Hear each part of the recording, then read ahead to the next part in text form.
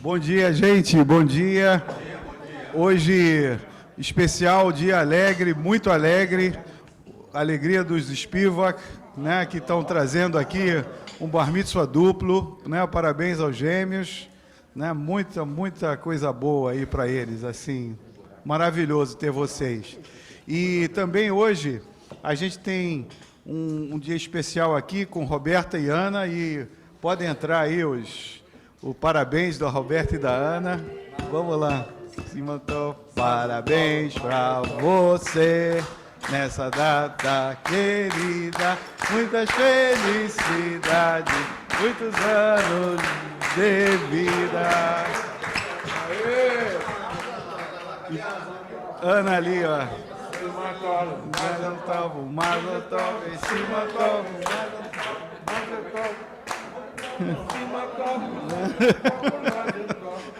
tá cara de...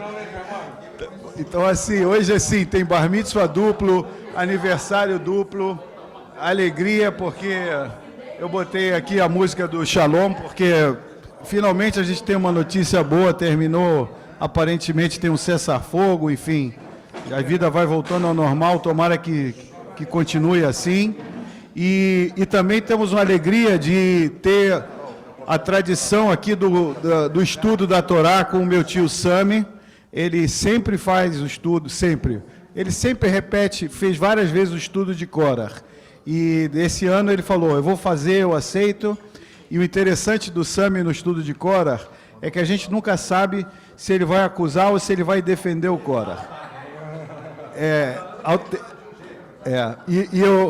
E eu fiquei pensando assim, que o Korah realmente é um papel político, né? Às vezes o pior político vira o melhor político da noite para o dia e vice-versa. Então, isso é muito interessante na vida pública. E o Korah é isso, a gente consegue ver ele pelo lado bom e pelo lado ruim, dependendo do prisma que você esteja. Então, Sami, mais uma vez obrigado, o estudo está com ele e com a gente. Aqui é um estudo comunitário, ao Alex, ao Wilson, que vem pouco aqui. É um estudo que a gente começa e depois quem complementa somos nós. Tá? Então é isso. Vamos lá, Sami. Bom dia. Vai ter que falar. Bom dia. Bom dia. Para quem não me conhece, meu nome é Sami Goldstein e conhecido nesse movimento de estudo das quintas-feiras como um dos raros defensores de Korah. Da nossa Torá, ele foi eleito como um revolucionário, um rebelde. Korah foi o líder de uma rebelião contra Moshe e seu irmão, Arão, durante a viagem dos judeus do Egito até a terra de Israel. Como punição, ele encontrou seu fim a ser milagrosamente engolido pela terra.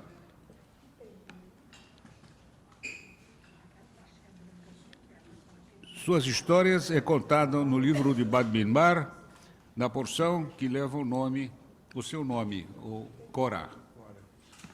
Alguns anos atrás, assistindo a um estudo de quinta-feira sobre Korah, eu fiquei chateado. Todo mundo falando, ele era arrogante, desordeiro, desafiador, incitador de motins, desafiando cargos, merecia ser engolido pela terra. Espera aí, ninguém para defender o Korah? Quase todas as paraxás que estudava e que encontrava, todo mundo metia o pau nele. Parecia que para os israelitas era importante ter um personagem rebelde para apedrejar. E escolheram Korah. Será que não existe no Google alguém disposto a me ajudar na defesa do Korah? Aí eu pesquisei. Aliás, o Danny Kaye, que me ensinou uma coisa. O Danny Kaye é um famoso... Todo mundo conhece o Danny Kaye. Ele falava em inglês, plagiarize. That's why God made you rise. Sendo Plagiei. É por isso que Deus fez nossos olhos, tá? Mas chama isso de pesquisa, tá? E no final tem nomes lá de todo mundo que você pegou algum material. Mas no fim da nossa história, todas as histórias alguém começa a pensar lendo as coisas que os outros escreveram. Então todos que escrevem são plagiadores.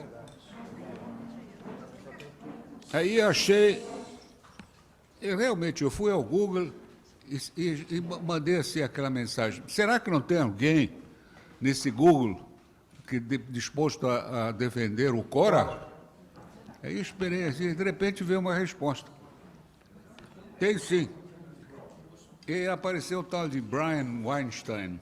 Tá vendo? Tudo que acaba com Stein são gente boa.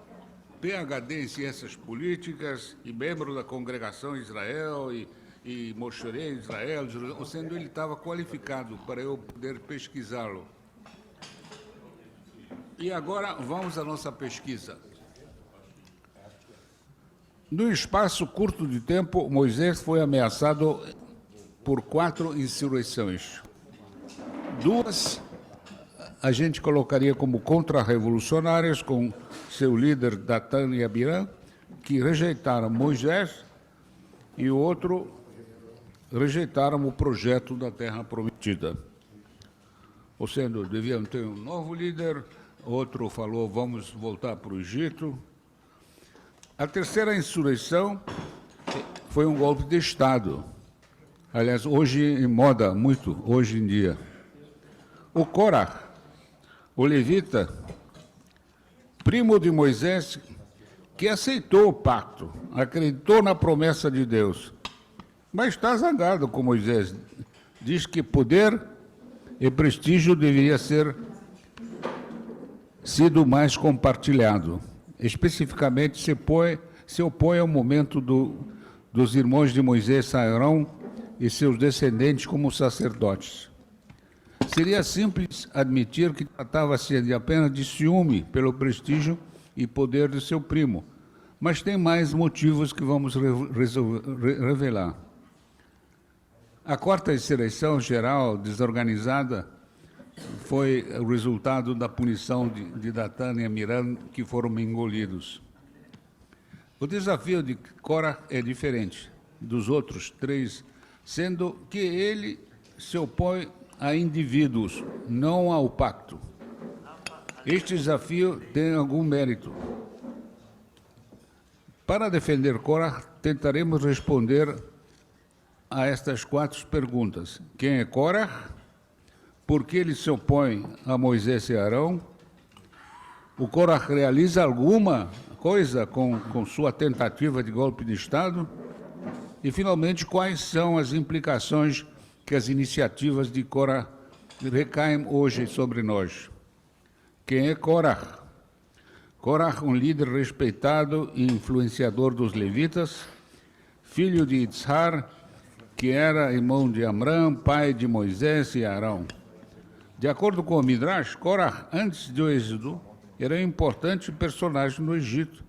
Trabalhava no Palácio Real juntou uma grande fortuna. Ele era contador, de maneira que a gente, fortuna e contador já começa a... No Sinai, era na vanguarda dos levitas, aliados a Moisés. Ele até ajudou a matar os adoradores do bezerro de ouro, aliás, que foi fabricado pelo Arão. Sua habilidade de recrutar 250 líderes israelitas de todas as tribos a fim de desafiar Moisés demonstra sua influência. Corá é casado, tem 3 filhos que terão participação importante na história israelita. Por que Corá se opõe a Moisés e Arão? O que instiga a rebelião foi a nomeação do irmão de Moisés para o cargo de alto sacerdote. Ele diz para Moisés: Rav Lachem, você foi longe demais. Corá aceitou a nomeação do filho de Abraão, Moisés, mas como líder, ele rejeitou veemente a nomeação de mais outro membro da família Amram. principalmente a Arão, como alto sacerdote, e que seria chamado da casa de Arão, os Aronitas, e instalado com poderes de sacerdotes para sempre. Todos os israelitas, não apenas os filhos de Amrã, são santos e poderiam presenciar o cargo do alto sacerdote, tática que se poderia usar para recrutar aliados em todas as tribos. Korah percebe que ela e sua família estariam perdendo algo. Ele estava ofendido pela subordinação política e econômica dos levitas, após o estabelecimento do sacerdócio aronitas. Os homens levitas serviam aos aronitas nos santuários. Diferentes das outras tribos, não recebiam territórios demarcados da terra prometida e que teriam que viver de doações. Eles também é ofendido pela exigência imposto aos homens levitas, que não são sacerdotes. Estes devem raspar cabelo, barba e todos os sinais de masculinidade. Korah começa a perceber o começo de uma oligarquia autoritária, pela qual ele se opõe. Conforme as leis oligárquicas, um pequeno grupo de pessoas eventualmente emergirá para governar qualquer organização ou instituição. Se governar por poucos, é inevitável sua legitimação e aceitação, dependendo das formas que o governo são autoritários. Respondendo aos desejos ou anseios da população, estão abertos ou fechados em recrutar de fora de sua própria família, aceitam diversidade ou impõem conformidade, como tratam desafios e suas políticas e poderes, são corruptos, nepotismo. No núcleo da nascente oligárquica entre os israelitas estão Moisés, Arão, os dois filhos de Arão, Eleazar e Tamar, o neto de Arão, Pinhas, e mais Josué e Caleb. Caleb, conforme lenda, foi o puxa-saco, o bajulador, saída do Egito, partida do mar, a Maná, e escolhem dos 10, mais Josué e Caleb, escoteiros, podendo especular que Moisés contava com o suporte dessa subordinação. Então, Moisés reagiu decisivamente ao desafio de suas autoridades, mantendo as informações só para ele, e a ele da decisão de Deus de escolher Arão. Ou seja, ele não comunicou, não falou isso para ninguém. Moisés nega a reconhecer os interesses de Korah e desenvolve um plano esperto para se livrar de Korah, seu seguidor. Conhecendo muito bem o que aconteceu aos filhos de Arão, quando estes ofereceram incensos ardentes sem autorização divina, Moisés, sem consultar Deus, disse ao seguidor de Korah de oferecer incensos ardentes frente ao altar. Ele sabia a consequência disso. O fato que Korah e seus seguidores rapidamente aceitaram o desafio proposto pelo Moisés era prova que eles desconheciam a decisão já tomada de Deus de escolher Arão como alto sacerdote. A grande devoção deles por Deus e do pacto asseguraram a eles que Deus aceitaria a causa que pleiteasse. Eles não se consideravam rebeldes.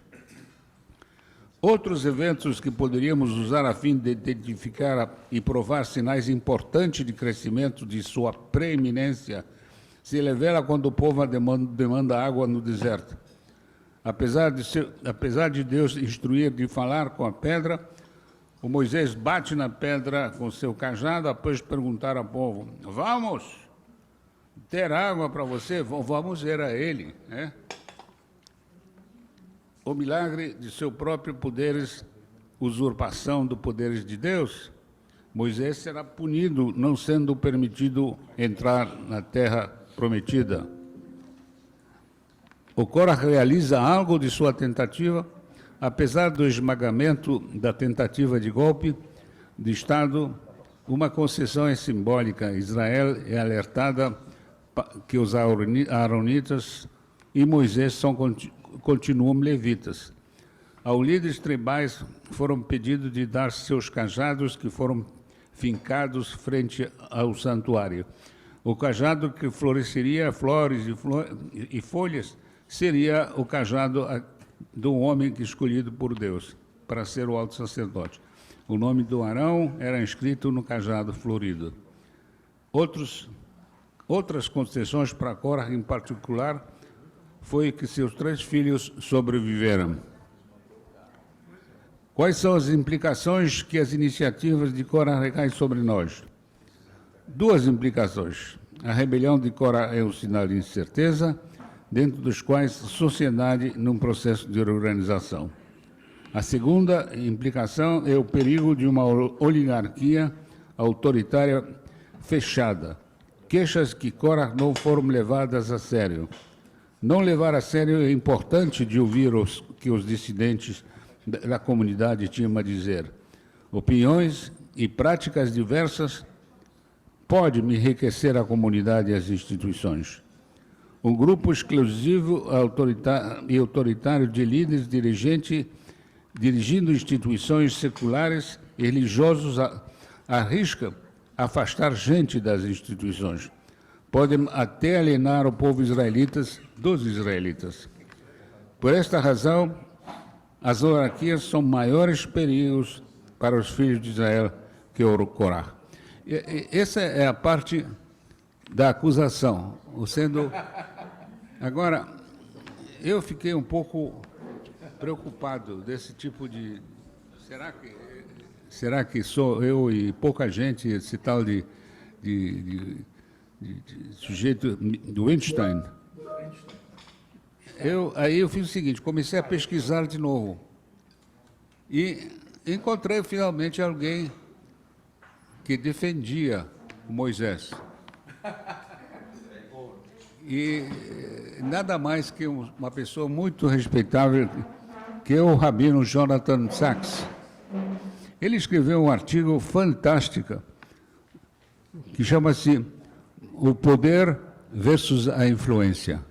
Eu vou ler para você, não vou criar nada, ao contrário, eu sumarizei isso, mas são 8 minutos e peço que me faz repensar sobre esse conceito de acusações do Corá. Agora eu vou defender Moisés. Moisés, vai atacar agora. A rebelião do Corá foi uma aliança profana de indivíduos e grupos descontentes com a liderança de Moisés. Havia o próprio Corá, um membro da tribo de Levi, irritado, segundo Rashi, por não ter recebido um papel mais proeminente.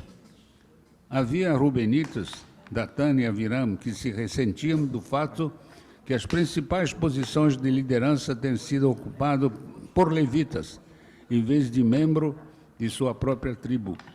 Ruben havia sido primogênito de Jacó.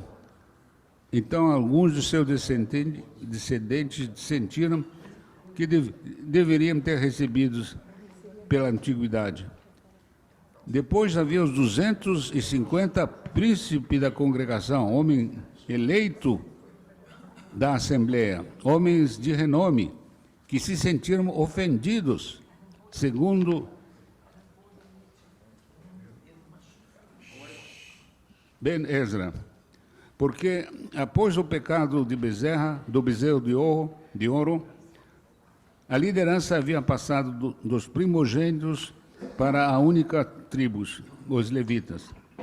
E diz aí, plus ça change, plus c'est la même chose. Ou seja, mais tem mudanças, mais acontecem as mesmas coisas. Isso a gente pode falar até hoje. A história do Korah é um conto bastante familiar de ambições frustradas e inveja mesquinha, porque o que os sábios chamam de uma discussão não por causa dos céus, é mais terrena. Então, Moisés disse, Assim sabereis que o Senhor me enviou para fazer todas as coisas que não foi ideias minhas. Se estes homens morreram por causas naturais e experimentarem apenas que geralmente acontece aos homens, então o Senhor não me enviou. Ou seja, se esses 250 morressem normalmente, isso seria a prova que Deus não escolheu Arão. Mas se o Senhor fizesse algo totalmente novo, e a terra abrir a boca e os engolir como tudo o que lhes pertence, eles desceram vivos à sepultura. Então sabereis que esses homens trataram o Senhor com desprezo. Ou sendo, além da malícia de não ter contado ao Cora que Arão tinha sido apontado por Deus, ele também sabia que os filhos de Arão morreram por oferecer incensos sem autorização divina e morreram. Então, ao sugerir aos 250 e ao Cora de oferecer incensos sem autorização divina, ele saberia que alguma coisa ruim aconteceria para ele. Essa é a malandragem que eu me oponho. E todo mundo se opõe. Esse foi malandragem. Ok? Na verdade, Moisés usou seu poder para eliminar a oposição. Que contraste com a generosidade e espírito demonstrou alguns capítulos antes. Quando Josué veio lhe contar, isso na paraxá anterior parece, veio lhe contar que Eldade e Medade, eu não sabia quem eram esses dois, eu fui novamente a Google para saber quem era. Eldade e Medade eram dois dos 70 e poucos sábios que tinham sido escolhidos para ajudar a Moisés a dirigir, a organizar os israelitas, se negaram de participar de uma reunião com Moisés e mandaram dizer, basicamente, que não iriam. E porque todos os israelitas eram sábios e justos e que poderiam também ser considerados como profetas. E a resposta do Moisés a esses dois não foi tanto de fazê-los dar um golpe para eles serem engolidos, mas mandou de uma forma inteligente, dizendo que se todo mundo, todos os israelitas fossem profetas, seria uma maravilha, o que nós profitaríamos de tudo isso. Então foi uma forma suave de fazer isso. Demonstrar capítulo 3, quando José veio lhe contar que Eldade e Meldade estiveram profetizando no acampamento, longe de Moisés e dos 70 anciãos. Josué considerou isso uma ameaça potencialmente perigosa à liderança de Moisés e disse: Moisés, meu senhor, impeça-os. A resposta de Moisés é uma das mais majestuosas de todo o Tanar. Ele diz: vocês estão com ciúme por mim? Quem dera que todo o povo do Senhor fosse profetas e que o Senhor pusesse o espírito sobre eles. Qual é a diferença entre Eldade e Medade de um lado e Corah e seus conspiradores do outro? Qual é a diferença entre Moisés dizendo quem dera que todo o povo do Senhor fosse profeta e a afirmação do Corá, que toda a comunidade é santa, cada um deles, o Senhor está com eles, porque o primeiro, não o segundo, é um sentimento legítimo. Moisés está sendo simplesmente inconsistente? Dificilmente. Nunca houve um líder religioso mais perspicaz. Há uma distinção aqui que vai ao cerne das duas na narrativa. Os sábios, uma de suas observações metodológica e mais profunda, disseram: as palavras da Torá podem ser pobres em um lugar, mas ricas em um outro. Com isso, queríamos dizer que, se buscarmos compreender uma passagem desconcertante, talvez precisamos procurar a chave em outro lugar da Torá. Uma ideia semelhante é expressa na última das 3 regras da interpretação bíblica rabínica do Rabino Ismael, onde há 2 passagens que se contradizem o significado só pode ser determinado quando uma terceira passagem é encontrada que os harmonize. Então, o Senhor disse a Moisés, essa é a passagem que ele escolheu, que é muito mais adiante. O Senhor disse a Moisés, tome Josué, filho de Num, homem de espírito, impõe a mão sobre ele, coloca diante do sacerdote Eleazar e toda a assembleia na presença dele, dê-lhe um pouco o seu esplendor, para que toda a comunidade de Israel lhe obedeça. Moisés recebe a ordem de realizar 2 atos, além de apresentar Josué ao sacerdote e ao povo. Primeiro, ele deve impor a mão sobre Josué. Em seguida, deve dar a Josué um pouco de seu esplendor. O significado desses 2 gestos, como que eles diferem de um de outro? Qual dele constitui a indicação de ofício?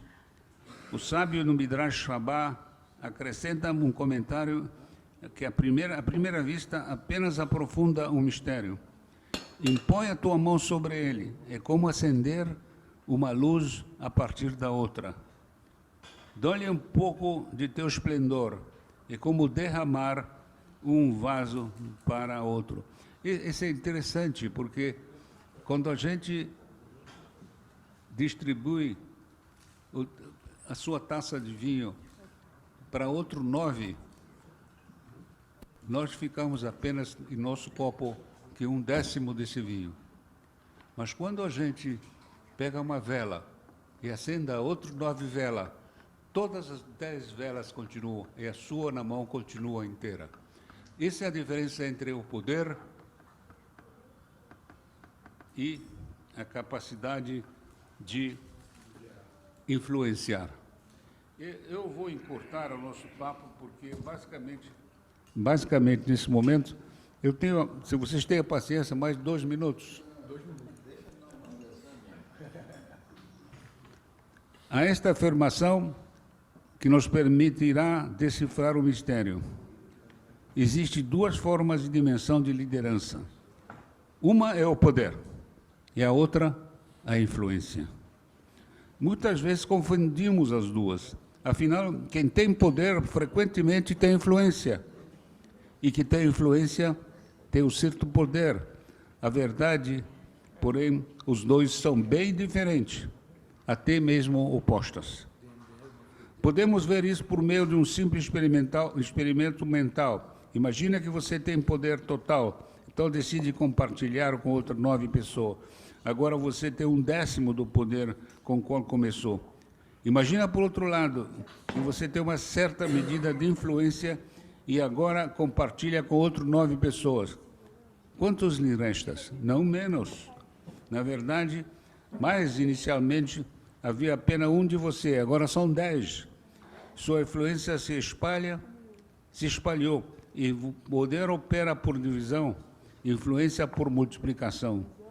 Com poder, quanto mais compartilhamos, menos temos. Com influência, quanto mais compartilhamos, mais temos. A diferença é tão profunda que a Torá os atribui a 2 papéis distintos de liderança: rei e profeta. Os reis tinham poderes, podiam cobrar impostos, recrutar pessoas para servir no exército, decidir e contra quem governar, guerrear. Podíamos impor punições extrajudiciais para preservar as ordens sociais. Hobbes, não sei quem é esse Hobbes, mas deve ser importante, chama a realeza de Leviata e definiu em termos do poder. A própria natureza do contrato social argumenta a transferência de poder dos indivíduos para uma autoridade central. Sem isso, não haveria governo. Sem defesa de um país, nem salvaguarda contra a ilegalidade e a anarquia. Os profetas, por outro lado, não tinham poder algum. Não comandavam exército, não cobravam impostos. Proclamavam a palavra de Deus, mas não tinham meios para aplicá-la. tudo o que tínhamos influência, mas que influência? Até hoje a luta de Elias contra a corrupção e um apelo de ambos à justiça social e visão de Isaías sobre os fins dos tempos ainda são capazes de nos comover para a pura força de sua inspiração. Quem hoje é influência pela vida de Acabe, Josafá e Jeú, não sei quem é. Quando um rei ou rainha morre, seu poder termina. Citando, entanto, quando um profeta morre, sua influência começa. Voltando a Moisés, ele ocupava 2 papéis de liderança, não um, mas o lado, embora... Está acabando, gente. Comandou os trabalhos de nomear líderes, juízes, anciães, e dirigiu a conduta do povo. Ele tinha poder. Mas Moisés também foi um profeta, o maior e mais autoritário de todos. Foi um homem de visão, ouviu, proferiu a palavra de Deus. Sua influência é incalculável.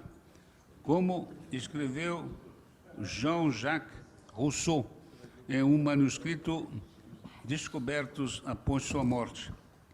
Um espetáculo surpreendente e verdadeiramente único, haver um povo expatriado que não teve nenhum lugar, nem terra, para quase 2000 anos, um povo disperso, espalhado pelo mundo, escravidão, perseguido, desprezado por todas as nações, preservando, no entanto, suas características, suas leis, seus costumes, seu amor patriótico pela união social primitiva.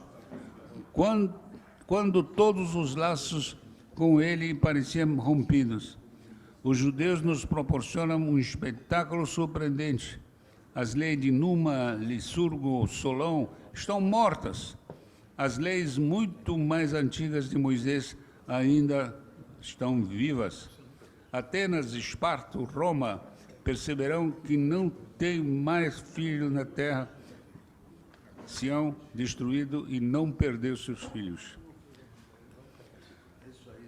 O mistério, eu vou terminando isso, basicamente vou parar aqui, porque tem mais 2, 3 páginas, mas o que está dito nisso é que ele teve que agir da forma que ele fez, inventando essa trama de ter esses seguidores do Cora engolidos, porque se não fizesse isso, a responsabilidade que ele tinha, usando esse poder para cumprir a missão que ele tinha, de levar esse povo do Egito para a Terra Prometida, seria comprometido.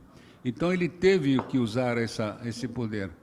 E o fato é que ele usou, mas depois ele voltou a usar a sua influência para acomodar a situação. Só isso, gente. Muito obrigado. Obrigado, Sami. Eu agora tenho certeza que o Cora e o Moisés estavam certos e, ao mesmo tempo, estavam errados. Então, continuo conclusivo aqui a minha coisa. Os 2 estavam certos, os 2 estavam errados.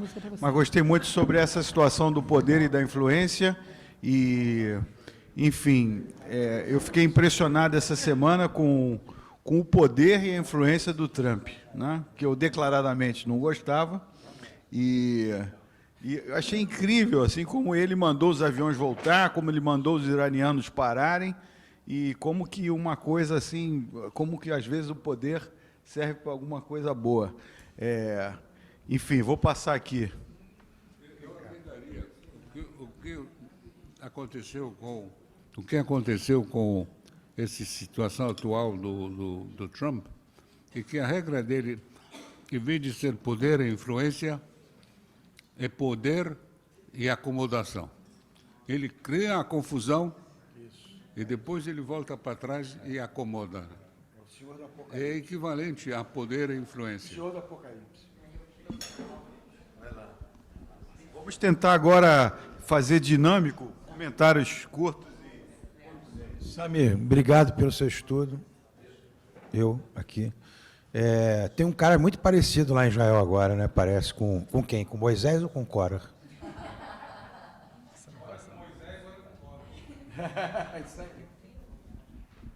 Muito bom.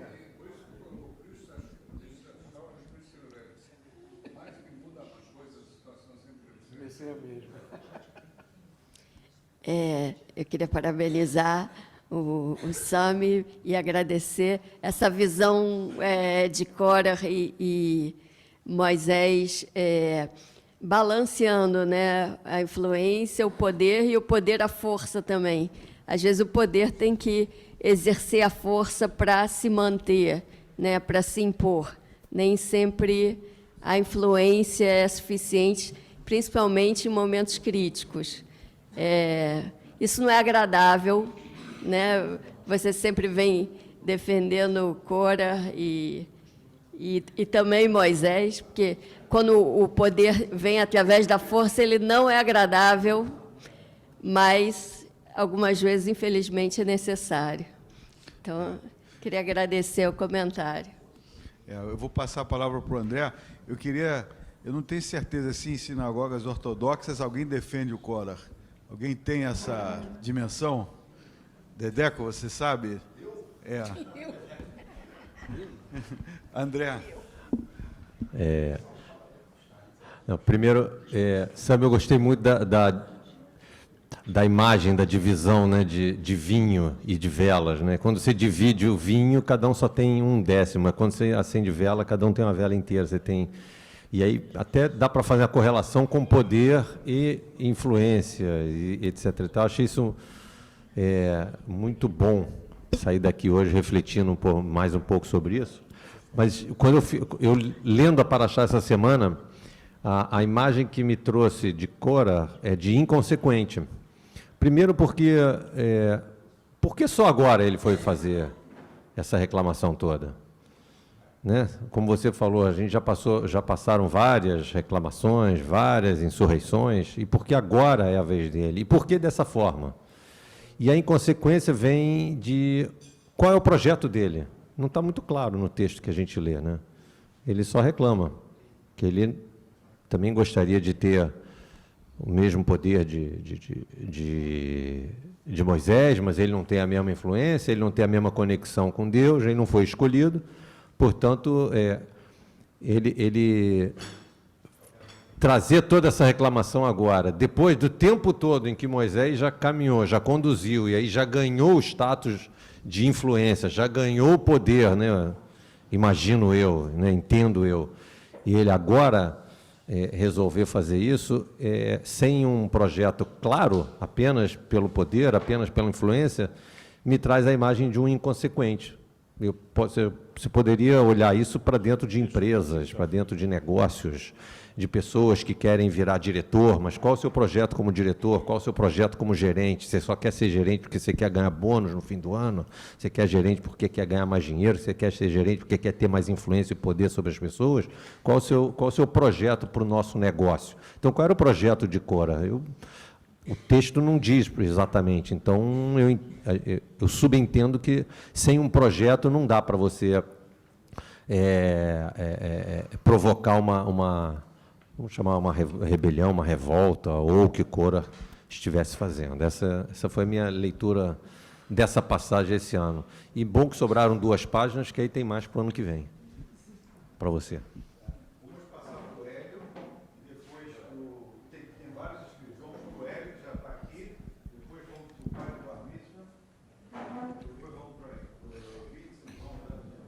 Então, Sami, muito interessante a sua explanação, foge um pouco aqui dos nossos padrões, foi muito interessante, um pouco demorada, né, mas foi muito interessante. Eu vou pegar um gancho no que o André falou lá, que você comentou, que é realmente muito interessante, a análise do vinho e da vela, que é muito bacana. Poder e influência também, mas eu acho que tem um elemento importante, que o André também estava falando de projeto. Eu acho que a verdadeira liderança é a que consegue trazer visão, visão de futuro. E aí é importante balancear poder e influência. Influência é sempre importante, mas acho que há situações em que tem que exercer o poder. E a liderança tem que ter o cacife para isso. Outro dia eu conversava com o Vitor, no aspecto institucional. Tem momentos, e você sabe fazer isso muito bem, já fez muito bem isso aqui, de botar a mão na mesa e falar, vamos assim e vamos em frente. Senão se acomoda. É isso que eu queria comentar. Obrigado. Vamos passar o Dedeco. Então, Vitor, Olha, você- só uma coisa, o Dedeco é o padrinho do Richard. Ninguém sabe, a gente tem o Richard graças ao Dedeco. Então, Vitor, a pergunta que você fez é um pouco difícil, eu não estudei para isso, mas tem coisas positivas que se tira de Korah também. E, claro, falar, como ele falou, falar sobre Moshe é um lado muito sempre controverso, né? Que talvez não é o nosso maior profeta. Mas eu, apesar de não ter estudado, Sami, e me preparado, mas uma coisa que fala de Korah, que não é, na verdade, de Korah que se leva uma grande lição, é que os filhos de Korah, quando já estavam descendo, né, quando se abre a terra, os filhos de Korah, nesse momento, conseguem fazer tchuvá, e eles são salvos. Inclusive, tem um salmo que fala sobre os filhos de Korah, né? Então, é sempre importante você saber que, mesmo naquele momento que você já está chegando ali embaixo, no fundo ali, com, às vezes, a sua família, né, porque é um descendente de alguém que fez uma coisa, né, sem polêmica, mas visivelmente grave, né, de uma rebelião no momento daquele, mas mesmo assim você pode fazer tchuvá, ter arrependimento e depois se tornar uma pessoa importante, completa, tanto religiosamente como na sociedade. E obrigado a todos aí pelo apoio aí, pelo desafio. Dedeco, eu adorei, porque realmente uma coisa que a gente fala aqui, que por pior que seja a sua descendência, você não pode, digamos assim, os teus filhos, os teus netos não merecem uma sentença passada, né? Uma coisa completamente dissociada. E ao contrário também, né? Não é porque teu avô, teu bisavô era um cara maravilhoso que você automaticamente é muito bom. Queria também, assim, novamente fazer um Mazel Tov maravilhoso, agradecer, né, a vocês pela presença, né, comunitária, por essas burrecas, por esses bagels, por essas coisas todas. Tá? Vamos passar aqui para o outro lado da mesa. Tem o Ricardo. Bom, primeiro, obrigado, Sami. Queria agradecer também pela ótima leitura da Torá. Sempre que eu converso com pais de Bnei Mitzvah, eu faço questão de reforçar o quanto que o Bar, o Bat Mitzvah, é uma comemoração de família. Apesar de haver um protagonista, que é o Bar, o Bat Mitzvah, no caso aqui Bar e Bat Mitzvah, mas é uma celebração familiar, e a família deve participar e deve aproveitar o momento, a oportunidade de estudo coletivamente. Eu vejo que isso foi feito e fico muito feliz de ver isso. A gente está falando aqui de poder e influência, a gente está falando de uma disputa de poder, de certa forma. Eu queria trazer uma visão um pouquinho diferente sobre o que é que acontece nesse trecho sobre Korah. E colocar em perspectiva duas visões de vida diferentes, duas visões frente à vida diferentes, né? Entre a humildade da dúvida e a prepotência da certeza. Uma das coisas que é dita sobre Moshe é que ele seria o mais humilde dos homens, o que não é necessariamente uma característica muito típica de um líder. Um líder normalmente não é um cara muito humilde. Ele tem ciência do seu poder de influência, do seu poder de decisão, e, consequentemente, isso o afasta da humildade. Mas a Torá faz questão de dizer que Moshe é um líder que tem como natureza essa humildade, que a gente vê em alguns aspectos, em alguns momentos, e o Sami citou aqui um dos momentos em quando ele defende, né, a possibilidade de que, como seria bom se todos fossem profetas entre o nosso povo. E, por outro lado, Korah vem com uma certeza muito grande, ele sabe exatamente o que ele é e o que ele gostaria de ser.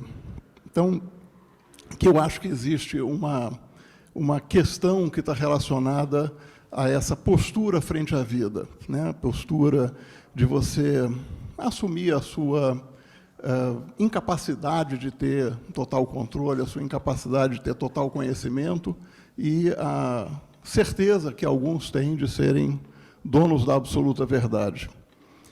E, de certa forma, né, Maimônides sempre nos lembra de que toda vez que o texto bíblico nos traz uma referência a um processo não natural, isso é uma metáfora, né? E talvez a gente deva entender o que acontece com Korah dessa forma, né? Korah, a gente sabe, ele e os seus seguidores são engolidos pela terra, a terra se abre, eles são engolidos pela terra. E isso, de certa forma, nos remete a um conceito que é existente também na Torá, de que há um espaço, né, um espaço para o qual se migra, né, um espaço da dúvida para o qual se migra quando a gente deixa de viver, que é o Sheol. Sheol, que não por acaso tem a mesma raiz da palavra Sheelá, que é pergunta, né, é esse espaço de limbo no qual aquele que falece se encontra, ainda que eventualmente ele esteja vivo, como acontece com Yaakov, quando ele ouve sobre a morte do seu filho Yosef, ele se sente como se ele tivesse sido enviado ao Sheol, como se ele tivesse morto em vida.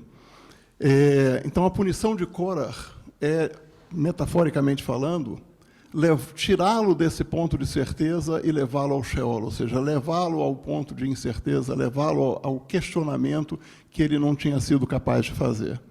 E acho que talvez essa seja uma forma mais interessante de ver, ou pelo menos mais uma forma de ver esse trecho, essa paraxá, ou seja, nos colocar frente a essa visão dialética frente à vida, né? Ou seja, se nós devemos viver a partir das nossas certezas absolutas ou estarmos sempre abertos para as dúvidas, sempre abertos a um questionamento. Passar ao nosso decano Germano, depois Edton, depois Germano. Bom, primeiro, Sami, obrigado, e já tem algumas dezenas de anos que eu ouço você falar sobre Korah. Aí, realmente, nós não chegamos à conclusão. Aliviando um pouco esse assunto, eu vou entrar com uma questão: o que é um nome? Ironicamente, foi feita essa pergunta para Shakespeare. Ele não encontrou nenhuma conexão entre o titular e a sua essência. Constatando, um nome define uma pessoa, declaram sábios do Talmud, insistindo que as aparências externas, e certamente o termo que se espera que alguém responda e pelo qual alguém é identificado no mundo, influencia o estado interno do ser humano. Os nomes bíblicos certamente possuem profundo significado simbólico, como Moisés, significando ele abre rapidamente ou ele libera, e Yoshua, Deus salvará. Nessa perspectiva, é produtivo explorar o sentido do nome de Korah, um nome incomum.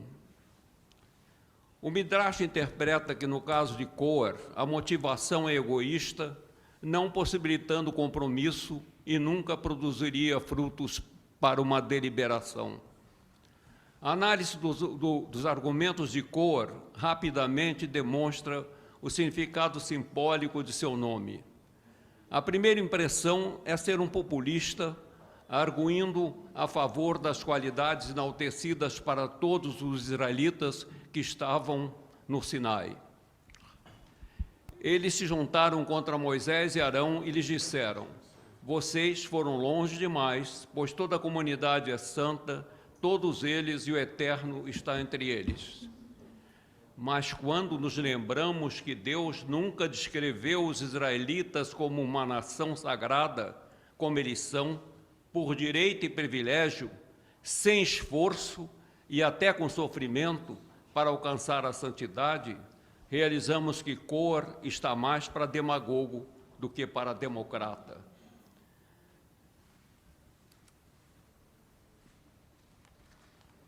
na Torá, Moisés e Abraão batalharam pela sua santidade, não por um direito, mas pela retidão.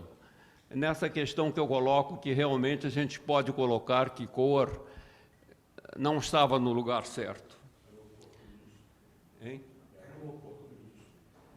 Não, é que quando ele coloca que nós somos todos santos, ele tá interpretando a leitura errada no meu modo de ver. Nós seremos santos. Quer dizer, o argumento que ele usa é um argumento que, para mim, é falho. Agora, é interessante nessa questão de poder, que já na Haftará acontece também uma questão em que o profeta Samuel, ele escolhe o rei Saul, e quando ele quer mudar para o rei Davi, novamente o poder não permite essa mudança. A questão de poder é uma coisa muito forte, e conforme você coloca hoje em todos os políticos, você vê isso com muita expressão. Era isto. Obrigado, Germano. Edton, está com o microfone. Estamos encaminhando para o fim. Edton, depois Gerson, depois aniversariante Ana. Não? Hoje não. Edton, por favor. Primeiro, parabéns aos dois Bar Mitzvah, parabéns ao Padre Bar Mitzvah, e parabéns também ao Sami também, excelente esse estudo, muito bom, e que o senhor continue dando cada vez mais estudo assim, para poder justamente alimentar cada vez mais a nossa alma e a nossa mente. Na questão justamente de Cora, e aí justamente eu queria comparar Cora justamente com Trump, numa questão aqui assim, porque justamente Cora, como isso, o André já falou, que Cora, ele fez isso justamente agora, quer dizer, deixou passar tudo e agora que ele fez. Mas tem um momento aqui na Paraxá, desse aqui, Cora, inclusive, ele discute com Moshe. Porque, Moshe, por que só você fala com Deus? Por que só você que tem essa questão de falar com Deus? Por que a gente não pode falar com Deus? Tem um momento na Paraxá que Cora, ele faz isso, ele discute com Moshe, porque também Cora queria ser também, ele queria fazer. E além de ver isso, justamente a questão disso, pegando isso na questão do Trump aqui, a gente vê que Trump, ele enrola, dá 2 semanas para poder entrar na guerra, e depois, de repente, do nada, ele faz um ataque que nem o Congresso norte-americano sabe que ele fez aquele ataque. Quer dizer, foi, de repente, que era assim. Você pode reparar, ele se solta na imprensa que dá 2 semanas que vai entrar na guerra, mas depois, de repente, do nada, ele faz o ataque. Então, quer dizer, algo assim inesperado. É isso. E a gente pode ver aqui a questão do ego, um pouco dos dois. Mas aí eu vou um pouquinho mais além, porque a questão do ego, todo mundo tem o ego, seja o ego positivo ou o ego negativo. Isso é normal. Eu vou na questão mais além aqui, na questão de o Cora queria ser, mas não conseguiu ser. E aí ele ficou, como diz, na saudade. Agora, o Trump, ele conseguiu. Quer dizer, Trump, ele entrou na guerra de uma forma inesperada, fez aquele ataque cirúrgico, e depois que ele fez aquele ataque cirúrgico, ele faz a proposta do cessar-fogo, negociação de cessar-fogo. E aí, justamente, acontece o cessar-fogo. É isso. E aí, obrigado, a gente vê aqui na questão que um conselheiro, essa semana, do primeiro-ministro Israel, Benjamin Netanyahu, falou o seguinte, o mundo hoje está dando muita asa para o Irã. Então, vamos deixar o mundo conhecer bem o Irã, e na hora certa a gente vai dar a cartada final. Eu vejo esse conselheiro do Netanyahu o seguinte, na questão que ali Israel pode ter dado um passo para trás, para poder lá na frente dar 2 passos para frente, e aí dar a cartada final. E aí justamente a questão do cessar-fogo. Porque aí eu vejo o seguinte, para poder concluir, não adianta isso ficar batendo, como Cora queria ficar batendo e não chegou a lugar nenhum. E aí vem a questão de Cora. Cora queria ser, ficou batendo e não chegou a lugar nenhum. Obrigado. Então, vamos entrar justamente nessa questão de que esse conselheiro do Netanyahu falou. Vamos deixar o mundo conhecer bem o Irã. E aí, na hora certa, a gente dá a cartada final. Ou seja, dar um passo para trás para poder lá na frente você dar 2 passos para frente. E aí, dando 2 passos para frente, você consegue dar um checkmate em todo mundo. É isso aí. Obrigado. Obrigado. Gerson, vamos quase terminar. Tem aqui o Wilson Kuckerman, que foi formado na Estivar. Eu queria escutar a cora da Estivar. Eu não vou entrar sobre grandes líderes. Eu tenho, por inspiração do que o Sami falou, conheci aqui o pais, teu pai, o teu pai, os teus pais. E eles passaram para nós coisas boas e coisas muito boas, né? E por isso nós estamos seguindo aqui. Você com teus estudos, aqui indo para Israel, você seguindo os passos do teu pai e do teu tio também. Esses são os ensinamentos, eu acho que da nossa Torá. Tudo bem, Moisés e Cora, 2 líderes, 40 anos de deserto, seria impossível não ter uma pequena desavença, né? Mas tocaram, chegaram, e nós estamos usufruindo tudo isso que eles fizeram lá atrás, sobre camelos e sobre os próprios pés. Queimaram a sola dos pés. Eu não misturaria aqui os líderes. Nós temos vários exemplos de líderes bons e ruins, atuais e antigos. Eu fico com o que meu pai me ensinou e que os pais de todos nós que estão aqui, que alguns eu tive o privilégio de conhecer, nos passaram esses valores. Obrigado. Wilson, você não vai falar, não?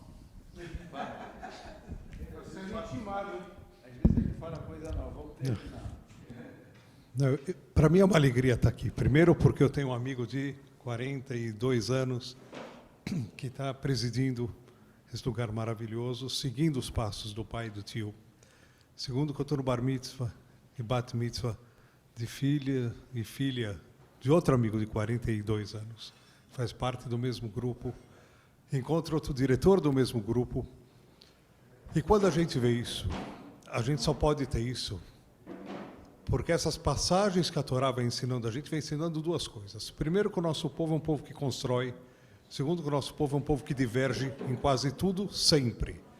Então, se pegar a paraxá dessa semana, não é nada que foge ao contexto. Se a gente for pegar toda a Torá, a gente vai ver que sempre vem questionamentos, né? E o próprio Talmud ele é feito de questionamentos e divergências. Mas o mais importante é que a gente vê famílias se construindo em cima de valores que a gente acredita muito que a gente vai. Então, terminar só dando uma brachá para todos nós, esperando que em Medinat Israel viva momentos de paz e que os hóspedes retornem para casa o mais rápido possível. Obrigado. Sami, palavras finais de hoje e a gente vai para Birkat Amazon. Olha, eu fui conhecido como o presidente que usava mais o poder que a influência. E até hoje, né? Continua presidente. E basicamente na vida real é o seguinte: quando você tem uma missão para cumprir, você entra no esquema que existe para ser presidente e poder cumprir essa obrigação. Eu tinha uma sistemática aqui na minha época, e respeito todos os conselheiros meus naquela época. Eu chegava na reunião e dizia o seguinte: gente, eu fiz isso. Quem gostou, ótimo. Quem não gostou, que recorre às leis do sistema e me demite. Ok? Porque ter influência é importante, desde que essa influência é admitida e aceita e ajuda na perspectiva de chegar a esse objetivo. Agora, palpitar, dar ideias e sair, ir para casa e deixar isso para os outros, eu não tolerava isso. Eu dizia, não, você quer minha influência? Tem minha influência. O que você precisa para cumprir a tua responsabilidade? Vou te ajudar. Mas o poder é necessário, às vezes, para você realizar alguma coisa. Senão você não realiza. Você sai muito de eu acho, deveria, o que você acha, poderíamos, e ir embora para casa e esquecer o resto. Ok? É só isso. Então, agradeço essa oportunidade de estar com vocês. Eu acho, como disse alguém aqui, os dois estão certos. Moisés e o Cora, tá bom? Sami, muito obrigado. Agradecer também a quem trouxe o tempero de shakshuka, Luiz Goldbar, e que a gente sempre tem tempero de shakshuka. Agradecer os bolos das aniversariantes e lembrar, na semana que vem já, melhor, dia 8, a semana que vem, eu nem estou perdido. Não, na outra semana, bom, amanhã tem Kabbalat Shabbat dos novos sócios. Vai ser muito interessante a gente receber os nossos associados. Não vamos perder esse Kabbalat Shabbat. Sábado temos o Minyan, para o Shaharit de sábado, que a gente venha prestigiar e enche esse Minyan. Enfim, no dia 8 vai ter um evento aqui na área de inteligência artificial e judaísmo. Tá? Vamos tentar juntar as duas coisas com pessoas especializadas no tema, um brasileiro, um rabino da África do Sul, que é um dos papas dessa história, e vamos ter o rabino Sérgio e o Ernesto Raikovich também falando sobre isso. Dia 8 já podem se inscrever, tá? Depois tem um evento da biblioteca que eu vou falar. Enfim, são tantas coisas que dá para ficar até meio-dia aqui falando, e eu não vou fazer isso com vocês. Então, já a Roberta falou, está falado. Gente, boa quinta-feira a todos. Birkat Amazon. Ricardo, você canta? Leider, obrigado pela presença. De Israel para cá. Vamos lá, pode